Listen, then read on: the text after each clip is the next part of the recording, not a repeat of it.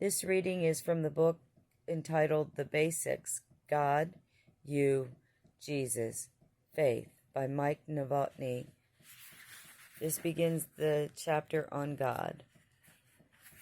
Last week I had coffee with a gentleman whose body, according to two medical professionals, was trash.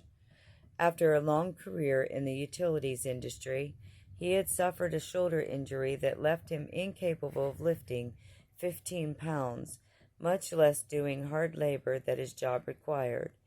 Further south, his knees had imitated his shoulders, grinding down and wearing old, leaving him attached to a cane that sat on a table as we talked.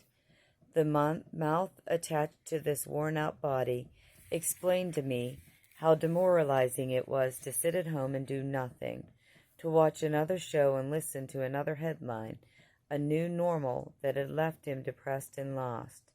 But, the man smiled, after his catalogue of suffering, God is here. This guy knew his audience well, since I had just written a book about those same 3 words, and he already knew my favorite way to think about the big guy upstairs. Not as a generic God or an official God, but as a glorious, wonderful, indescribable God. God is where I want our journey to begin. As much as I am tempted to jump into you and Jesus, I don't think Christianity will make much sense or seem all that urgent unless we slow down and think about God. Don't worry, after a few pages, you won't be annoyed that I keep leaving the caps lock on. When you hear that name, God, what do you think? What do you envision in your mind? What happens in your heart? Honestly, those are awkward questions. We can't see God, so it's hard to know exactly what to think about God.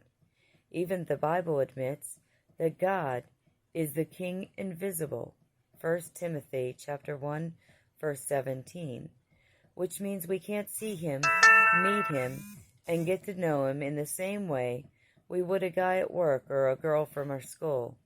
Thankfully, God gives us some help in understanding what he's like, and you don't need to be a Bible expert to get it.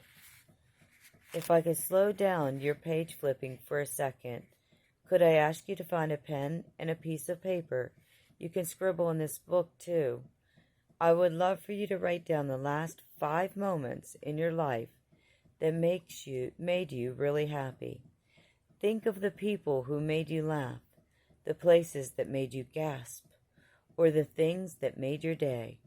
Dates, dogs, songs, shows, donuts, days off. Anything is fair game. Go ahead. I love doing this exercise too. Even as a longtime follower of Jesus, here's what I wrote down today. Number 1. I had a blast playing Zelda on the Nintendo last night while my family was asleep. Number 2. My preteen daughter shared the latest Justin Bieber song with me this morning. Number 3. Someone sent me a really kind email thanking me for my work. Number 4. My wife wrapped her arms around me and gave me one of those hugs that you don't want to end. Number 5. We ate steak quesadillas last night, the ones with the cinnamon, sugar, lime, zest rub. What in the world do pop stars, long hugs, and quesadillas have to do with God? And how does your list, recent joy, help you see the invisible one? I'm glad you asked. The Apostle Paul, a first-century Christian, explained it this way. God's invisible qualities, his eternal power and divine nature, have been clearly seen, being understood from what has been made. Romans chapter 1, verse 20. Follow Paul's logic. He admits that God is invisible, that you can't see his qualities like you could see your friend's latest hair color or approximate height. Yet God still can be seen, clearly seen in fact. How? From what has been made. Look around at the world, and you will see the glimpses of God. You will see love, friendship, faithfulness, comfort, compassion, surprising generosity, breathtaking beauty, undeserved forgiveness, and so much more. The thrill of seeing a text from someone you like, the relief of hanging out with people you don't have to impress, where you can untuck your shirt and take off your shoes, the comfort of your Saturday sweatpants, and the instant-worthy glory of a sunset at the beach. Hearing your mom say, "I forgive you," after you mess up, or your husband comment, "We're going to get through this," when you think your marriage is over. Falling in love, being loved, seeing evidence of someone's personal love for you. All these good moments are great ways to think of the greatest one of all, God. Christians believe the basic logic that God is better than. Seeing a video of a clumsy puppy makes you instantly happy, and God is better than a puppy. Being invited to hang out after work feels really good, and God is better than your coworkers. Grasping at the blazing stars on a country night is a spiritual experience, and God is even better than the stars. Feeling so close to someone, so loved by someone, and the love of God is better than the love of your best friend, the greatest mother, or your significant other. Those moments are God's way, through nature, of telling you what He is like. Obviously, they don't last forever. I can eat a donut fast, but they are temporary glimpses of God. They are His way of shaking any small thoughts out of your head and making His name, God, as big and beautiful as it should be. This view of God was the shared belief of people like Jesus' friend John, the Apostle Paul, the guy all those St. Paul churches are named after, King David, ABC, poet and warrior, and the prophet Moses, who first held the 10 Commandments. Let me prove it. God is love, 1 John chapter 4, verse 8. God is rich in mercy, Ephesians chapter 2, verse 4. God is faithful, 1 Corinthians chapter 1, verse 9. This only do I seek, to gaze on the beauty of the Lord, Psalm chapters 27, verse 4. Your love is better than life, Psalm chapter 63, verse 3. The Lord, the compassionate and gracious God, slow to anger, abounding in love and faithfulness, maintaining love to thousands, and forgiving wickedness, rebellion, and sin. Exodus chapter 34, verses 6 to 7. God is loving, merciful, faithful, beautiful, better, compassionate, gracious, and forgiving. And that was only 6 quotes out of the big book we call the Bible. No spiritual journey should start without a clear idea of what God is like. And the Bible tells us that God is better than your best thoughts about Him. You don't have to wait until a church service or your next Bible reading to get to know God. Just look around. Lean into the best moments of life. When you do, your heart will be one step closer to grasping the incredible character of God. So what?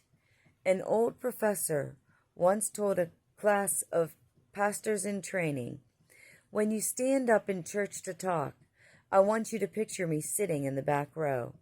And when you envision me there, I want you to hear me ask one question every Sunday. So what? That's a good question. Okay, that kind of God sounds pretty incredible. But so what? What does that have to do with your day-to-day life? Here's my best answer. The presence of a loving person is powerful.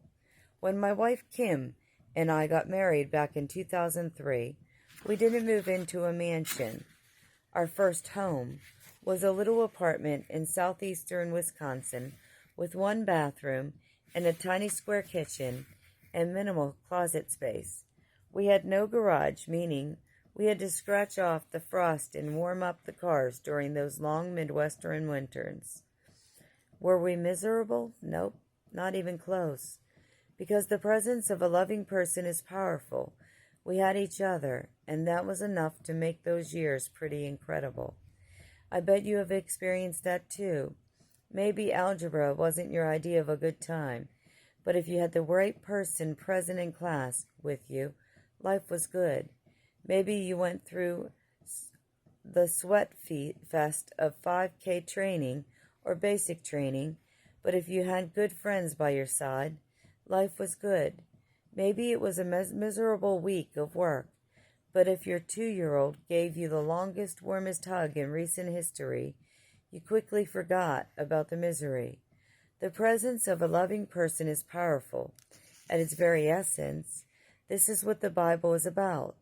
It's about you and me being in the presence of the most loving person imaginable, namely, God. If the most compassionate, powerful, beautiful, and interesting person in the universe was in the room with us, then our lives would be, well, pretty incredible. This is what God wants. He wants to be with you. He wants to walk through life with you. He wants you to have place in His presence, a seat at His table, a spot in His kingdom, that both in this life and the next is the way to be profoundly content. An ancient king named David said, "Even though I walk through the darkest valley, I will fear no evil, for you are with me." Psalm chapter 23, verse 4. These words are often quoted at funerals, offering comfort to grieving loved ones. You are still with me, God, we think, so I am going to get through this. About 1,000 years later, a Christian in prison wrote, I have learned the secret of being content in any and every situation, whether well-fed or hungry, whether living in plenty or in want. Philippians chapter 4, verse 12. What was the secret? The presence of the most loving person, the Lord, a name for God that emphasizes His love, is near. Philippians chapter 4, verse 5. You can say the same thing as David and that imprisoned follower of Jesus. You can say, even though I might not get the job I want, I will not be afraid. Even though he might break up with me, or we might not be able to conceive, I will not be afraid. Even though I might have to live with anxiety or depression, I will not be afraid, because God is love, and God is not going to leave. It is possible to be unafraid and content, at peace and filled with joy, if God is in the room. If a God that is good is with you, then you have a good life. Which begs the bigger question, is God with a person like you?